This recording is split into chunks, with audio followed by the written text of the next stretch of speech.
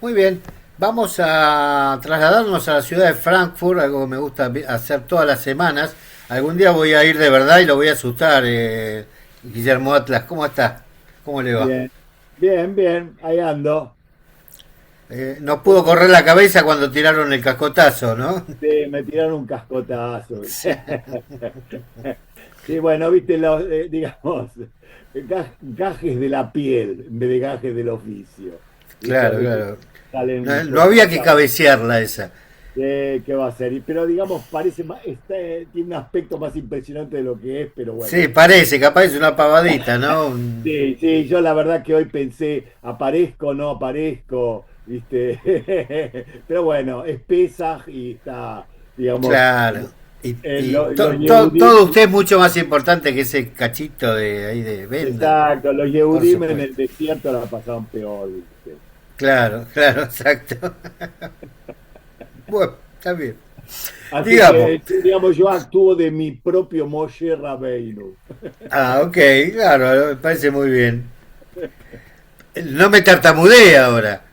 No, no, no, no, no, por eso lo traje a Aarón, lo traje a Aarón, lo traje a Aarón. Ah, bueno. Bueno, ¿y qué nos trajo Aarón hoy, en el día de hoy? Hoy volvemos a una figura masculina.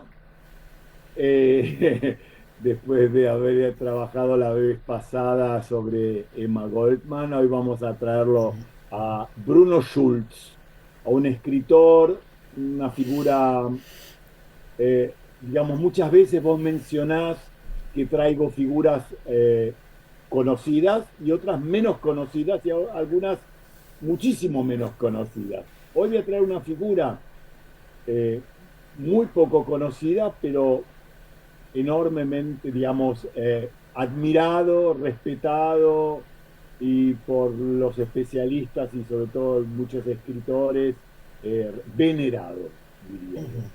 Un escritor de nicho.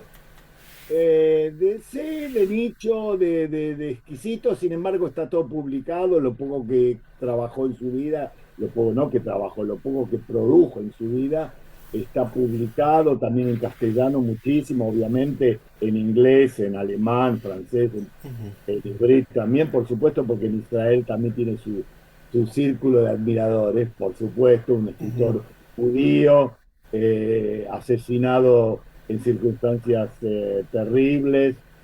Voy a hablar de Bruno Schulz, que nació en 1892 en una pequeña ciudad de Galicia, Drohobych, en aquella época, cuando no, formaba parte del Imperio Austrohúngaro, hoy pertenece a Ucrania, ¿no? Ah, Sí, hoy es parte de Ucrania, esa zona, digamos, donde las fronteras cambiaban todos los días. Vos sabés claro, eso, claro. Marco, ¿no? Pero no, no es de la misma zona que vimos a Joseph, ¿no? Que también era de ahí. Joseph Roth, bueno, pues, no, no tan lejana, pero estamos hablando en general de lo que ahora sería Ucrania Occidental, la zona de Galicia, ¿no? Ah, Que es ok. parte, viste, que parte era Ucrania, en esa época era Austro-Hungría, o sea, el Imperio Austrohúngaro, por momentos hay zonas que entran en lo que es Polonia, pero vos sabés, las fronteras cambiaban, los imperios desaparecían, pero lo que siempre pasó fue que las lenguas se mezclaban aquel, digamos, vivían polacos, judíos, ucranianos, digamos, una mezcla increíble, profesores, rabinos, comerciantes, funcionarios del imperio, pero no era una capital cultural, eran lugares chicos, de tránsito, territorios, me parece que muy inestables, ¿no? Por eso es una figura que hoy vamos a tratar, no fue un escritor que se mudó a París ni a Berlín ni fue tampoco a Viena como Joseph Roth, que pasó su vida en Viena y después terminó en París. No tampoco participó de grandes círculos literarios. Siempre vivió en la misma ciudad, enseñaba dibujo en el liceo local, en el colegio secundario, siempre caminó las mismas calles, siempre vio los mismos negocios. Pero estaba en Él la zona, hablaba polaco, ¿no? O sea, digamos, Él, digamos, su, digamos, en lengua yiddish, polaco, ucraniano, pero vos sabés que esta gente hablaba por lo menos, no quiero exagerar, pero casi todos hablaban por lo menos 4 o 5 idiomas. No, está bien, yo hablo de su idioma madre, digamos, su... De su idioma materno, el polaco, exactamente. Y desde ese lugar modesto, sin embargo, tan modesto, tan rutinario, tan gris, produjo una de las prosas más, no sé cómo definirlo, extrañas, singulares del siglo XX. Algo me parece, es muy paradójico, ¿no? Muchos grandes escritores del siglo pasado trabajaron en mundos amplios, ¿no? Pero Schultz hizo lo contrario, su universo es pequeño. Una, como ves, puede ser una casa familiar, una tienda, un altillo, una calle cubierta de nieve, descripción de un almacén con vidrieras polvorientas, pero ese espacio, sin embargo, a través de su pluma, se volvió infinito, se volvió enorme. En sus relatos la ciudad se transforma lentamente en un territorio imaginario, ¿no? Porque uno muchas veces piensa en escritores, en literatura latinoamericana, con el realismo mágico. Sin embargo, encontramos en esos lugares muchas veces una literatura también muy fantasiosa, ¿no? Muy poética, muy chiquita por un lado, pero maravillosa, ¿no? Claro, Las parece como que todo, una pequeña habitación, una piecita, se transforma en un salón enorme. Lo que, digamos, lo que parece una provincia se convierte en un mito. La infancia ocupa un lugar central en la obra de Bruno Schultz, pero no como nostalgia, sino como una forma de ver el mundo. En la infancia parece decir Schultz, el mundo todavía no está tan domesticado, ¿no? Por el lenguaje ni por la lógica adulta, las cosas cambian de tamaño, de significado, de intensidad, las calles pueden volverse laberintos. Los adultos, en cambio, se transforman en criaturas misteriosas para él. Entre estos adultos aparece una figura que domina casi todo su universo narrativo, el padre, cuando no. El día que hablemos de Kafka, quizá, digamos, vamos a tener que hablar del problema del padre. El padre, estamos hablando de alguien que se cría en un ambiente más tirando, trazando paralelos así salvajes, por decirlo así, no, de un salvaje. Macondo, de alguien más propio de un Macondo, Muy de bien, García Márquez. Marco. ¿Eh? Pero no hagas spoiling, no hagas spoiling. Ya te estuve contando, pero no hagas spoiling, por favor. No, pero usted dijo que un lugar chiquito, por Exacto. eso, Ya, ya, como ya. García Márquez ha hecho de Macondo Exactamente lo que vos estás diciendo va a aparecer, va a Ah, ok. aparecer. ¿Ok? Por eso te digo, no hagas No, no, spoiling. pero lo dijo usted, te dijo que de un lugar chiquito él ha hecho grandes cosas, por eso. Exactamente, Ok. exactamente. Tenés toda la razón. Tenés una intuición impresionante. No, no, Eh, bueno, me pareció que lo había sí, dicho ya. sí, sí, no, no, yo no lo dije en palabras, pero Ah, ah, pero captaste el sentido. mm, Captaste muy bien el sentido. ok. Jacob Schultz, el padre, ¿no? Que era un comerciante de telas, aparece en sus cuentos como un personaje extraordinario, un padre que a veces parece un soñador excéntrico. O sea, un comerciante simple en su literatura parece un soñador excéntrico, ¿no? Como una especie de un profeta doméstico y en ocasiones casi una figura cómica. Se obsesiona esa figura en criar pájaros arriba en la terracita que tenía en la casa. En otros desarrolla teorías raras, extravagantes sobre la materia y la creación. Hay momentos en que parece disolverse en el aire o se transforma en un insecto. No sabemos si esas transformaciones ocurren realmente, creo que no, o si pertenecen Ah, a por la eso le iba a preguntar si eran las fantasías de él al ver al padre. parte de la imaginación del narrador. Pero esa ambigüedad justamente es el mecanismo de la literatura de Schultz. Nunca está completamente fija. Todo parece inestable, los objetos cambian de naturaleza, las personas adoptan formas inesperadas. Por eso algunos lo ubican cerca del surrealismo, aunque su escritura no tiene ese gesto de las vanguardias parisinas del surrealismo. No busca romper con la realidad, busca mostrar que la realidad per se es rara. que la realidad es extraña, ¿no? Ok. Eh, digamos, uno de esos libros de relatos que apareció en 1934, que justamente se llama Las tiendas de color canela, ¿no? Y después escribió Sanatorio bajo la clepsidra. El sanatorio bajo la clepsidra, ¿sabes lo que es una clepsidra? No. Es un reloj de agua, es uno de los instrumentos más antiguos para medir el tiempo. Se basa en que, digamos, en medir cuánto tarda un líquido en pasar de un recipiente a otro. Fue inventado por los egipcios, aunque fue perfeccionada por los griegos. ¿Sabes lo que quiere decir clepsidra? En realidad, ladrona de agua. Ah. Hidra me imagino que es agua, es el prefijo de agua, hidra. Exacto, exactamente. Y de cleptómano, clepsidra, ¿no? Ahí está, ¿No? Eso es. claro. Exactamente, el reloj de agua. Y justamente tiene ese sanatorio bajo la clepsidra. Son libros breves, pero extraordinarios, muy densos, con una prosa barroca, casi imaginativa, llena de metáforas que se multiplican. A veces uno tiene la impresión en cada frase intenta abarcar el mundo.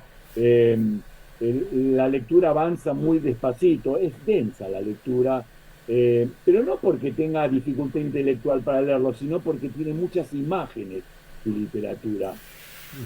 Y aparte, como hablábamos muchas veces de algunos escritores, no es solamente una trama, a veces se trata de entrar en una atmósfera, es más de atmósfera. Claro. El lector tiene a veces la sensación de estar en medio de un sueño o algo así, ¿no? Esa forma de escribir también tiene que ver con el mundo cultural en que Schultz provenía, el judaísmo de Europa Oriental, ¿no? Esa tradición jasídica también es muy así, fantasiosa, Sí, sí. evocativa, ¿no? Esa tradición narrativa, una tradición donde lo cotidiano convive con lo fantástico, ¿no? Los El famosos. hasidismo tiene muchos esos cuentos imaginativos. Exactamente, exacto, donde lo místico se mezcla con lo doméstico, Exacto. donde, ¿no siempre? Sí, sí. Como la realidad visible siempre parece esconder otra dimensión.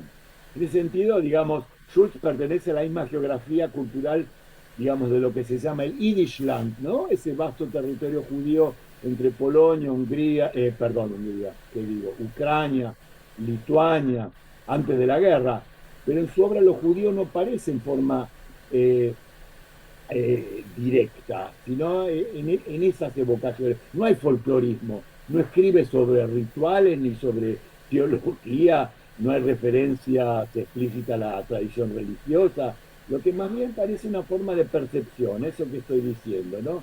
Como si cada objeto tuviese una historia secreta.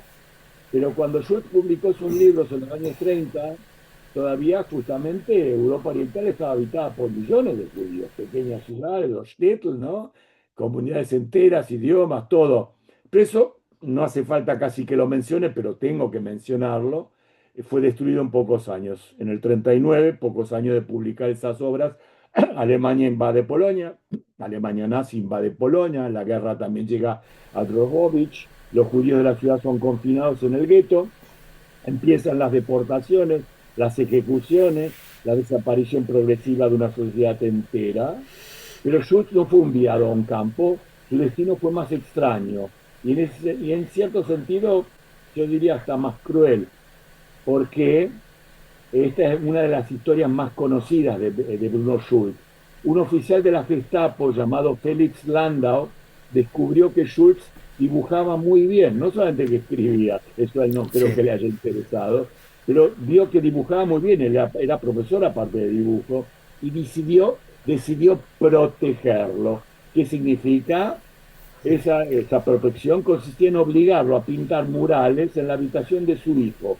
El nazi este quería que Schultz pintara en la pared cuentos de hadas, escenas infantiles, paisajes imaginarios, digamos, una escena, digamos, para nosotros hoy día difícil casi de digerir, porque de golpe uno de los escritores más originales de Europa, judío, decorando la casa de un oficial nazi para seguir viviendo, te queda un poco acá atragantado, pero también se puede entender porque es la situación que le permitió vivir.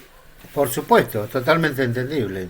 Entendible, pero al final llegó igualmente, porque ¿qué pasó? Esa es una de las escenas más conocidas de Bruno Schulz. En noviembre del 42, otro oficial de la SS lo asesinó en la calle a Schulz, porque el motivo parece ser, no se sabe exactamente, que tuvo una pelea con Landau, con el protector de él, y entonces quedó registrada una de las frases famosas de este asesino que dijo, vos mataste a mi judío, yo maté al tuyo. Simplemente se desquitó de su colega matándolo a Schultz, que tenía 50 años en ese momento. Por supuesto, una muerte entre millones, pero su caso, digamos, deja una impresión muy, muy fuerte, porque Sí, ridícula. viste, como si la muerte no fuese per se Sí, ridícula. bueno, también estamos en el contexto del holocausto también, pero Exactamente, pero mira qué forma qué muerte más absurda, ¿no? Es, digamos, de algún modo, su obra parecía como anticipar de algún modo esa fragilidad del mundo, ¿no? Su relato siempre al borde de transformarse, o de las cosas de transformarse, como te decía recién, o de desaparecer, todo cambia, las estaciones cambian la realidad, los objetos se deshacen en metáforas y después todo desaparece, ¿no? Es decir, Schultz estaba trabajando, esto también es interesante, y ahora les voy a mostrar algo. Schultz estaba trabajando en una novela que se llamaba aparentemente El Mesías. Después de la guerra, durante años, se habló entre amigos, editores, todo el mundo hablaba de que había un manuscrito de Schultz que desapareció y sabemos que avanzó muy lentamente en su obra. Y bueno, dicen todos que se convirtió en uno de los grandes libros perdidos del siglo XX. Ahora bien, ¿ustedes se acuerdan que yo en un momento presenté a la escritora a Cynthia Ozick? ¿Te acordás, Marcos, que la presenté a sí. Cynthia Ozick en estos programas?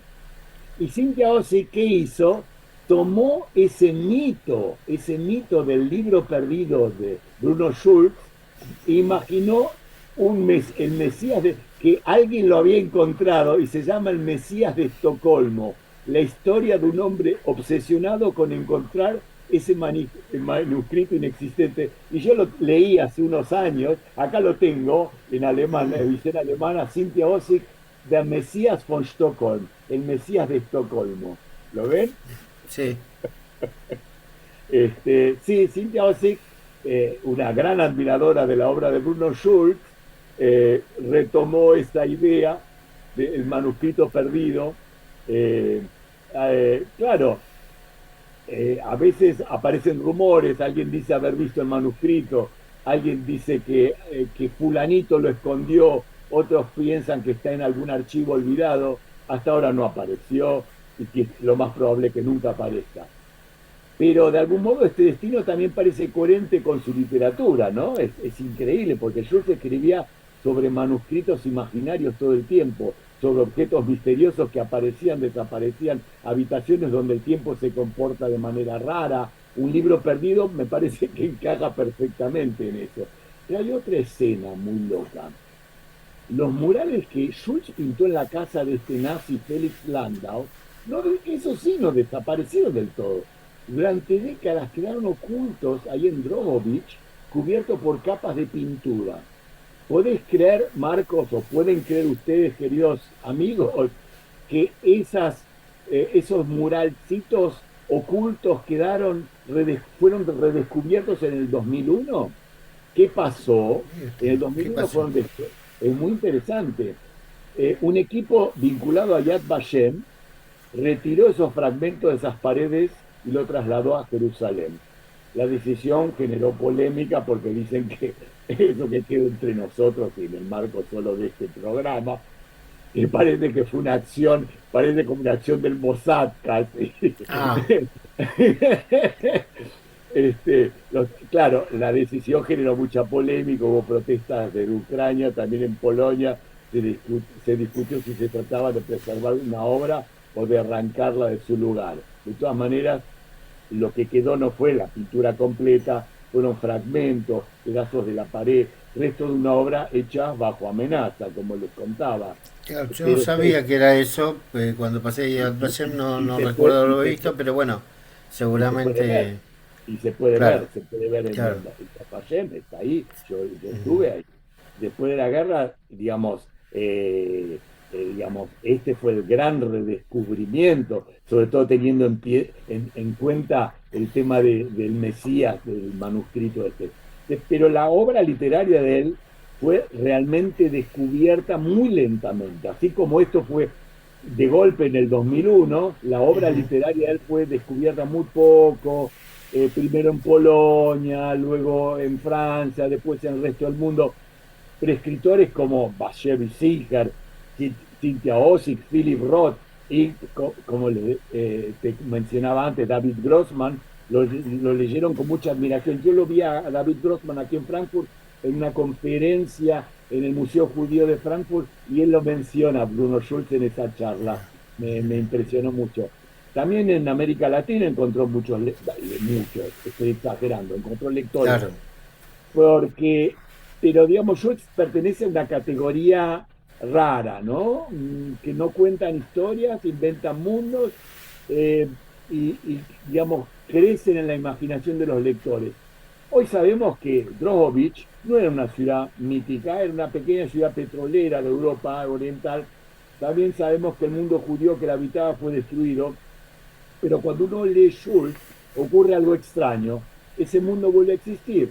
Las tiendas vuelven a abrirse, las calles vuelven a llenarse de nieve, el padre vuelve a subir al altillo para hablar con los pájaros imaginarios, y la ciudad de provincia se convierte otra vez en lo que siempre fue en su literatura, un territorio donde la realidad todavía no terminó de fijarse, donde las cosas pueden transformarse en cualquier momento.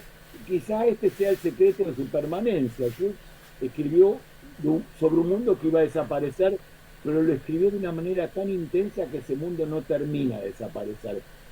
Mientras existan sus libros, Dovich seguirá siendo algo más que un punto en el mapa. Va a ser una ciudad, es como una ciudad imaginaria, esas ciudades, viste, poderosas de la literatura del siglo XX. Marcos, Macondo de García Márquez, claro. Kasrilev que de Sholem Aleichem, Ujú. o Comala de Pedro Páramo de Juan Rulfo de México, o Sí, la Juan Santa Rulfo. María de Juan Onetti, o el famoso Yoknapatopá de William Faulkner, el gran premio Nobel de la literatura norteamericana, que también tenía su Macondo con un nombre casi que ni lo puedo pronunciar y no lo puede pronunciar casi nadie porque es un nombre rarísimo, no es ni siquiera inglés. Lugares en el O mundo. sea que fue está en esa lista de creadores que han perpetuado ciudades, más allá de que quizás Que va a hubiesen ser difícil existido o no. saber, claro, va a ser difícil saber cuánto de eso es verdad y cuánto de eso es mentira, ¿no? No mentira, Claro, fantasía, son fantasía, lugares que no existen en el mapa, pero existen en la literatura y sobre todo en el claro, corazón y sobre todo en el corazón literario del mundo. Eso es lo interesante, ¿no? ok. Eso me parece. Y así que bueno, les recomiendo esto, el libro de Cynthia Ozick, El Mesías de Estocolmo. Les recomiendo esto a las habitaciones de Canela. También lo tengo en una edición alemana, de Bruno Schulz. Me Y hizo quería, caer, me hizo caer una lágrima cuando habló de Idisland. Me hizo ¿sí? acordar a una quinta que había en Mercedes, en la ciudad de Mercedes. No, ese era Kinderland. No, había una Idisland y una Kinderland. Había, Estaba la de bueno, González Catán, ¿eh? y después el ICUF tenía Zomerland. Zumerland. Claro, Summerland. Summerland. Exacto, tenía Zumerland, exactamente. Así es. También Bueno. había una que se llamaba Idishland. Bien. Sí, sí, Bueno, sí. Idishland se dice así como los judíos no teníamos estado en ese entonces, nuestro estado era el mundo de la Idisland cultura, era era el mundo, también del ICUF. el Zumerland era el ICUF. Sí. Idisland Kinderland. también. Idisland Irishland también. también. Irishland también. Ok, Claro, ok. claro. Claro, claro, porque ellos, claro, tenían negando el hibrid, pero exacto, sí, sí, sí, tenés razón. Sí, Eh, Kasrilev que y Dobrovich, un solo corazón. bueno, estimadísimo Atlas, Haxameaj, que Sameas, tenga bueno, Bueno, hoy Modim Le Simcha, ¿no? Modim Le Simcha, todavía Modim Le Simcha. Que Exacto. tenga muy buena fiesta. Yo lo que pasa es que no lo vi justo el miércoles, que empezó la fiesta, pero bueno, tiene usted razón. Modim Le Simcha, que es anunciamos alegrías. Así Bien, que será hasta el domingo que viene, si le parece hasta bien. el domingo. Ok, Bezrat Hashem, sí. Un abrazo grande, como siempre, el Bueno, gusto de tener acá en los micrófonos, en la pantalla de Radio Naría, al señor Guillermo Atlas. Un lujo que nos damos acá en la literatura del mundo judío. un Gracias. gusto. Gracias. Chao, Chao, chao. chicos. Chao, chao, chao.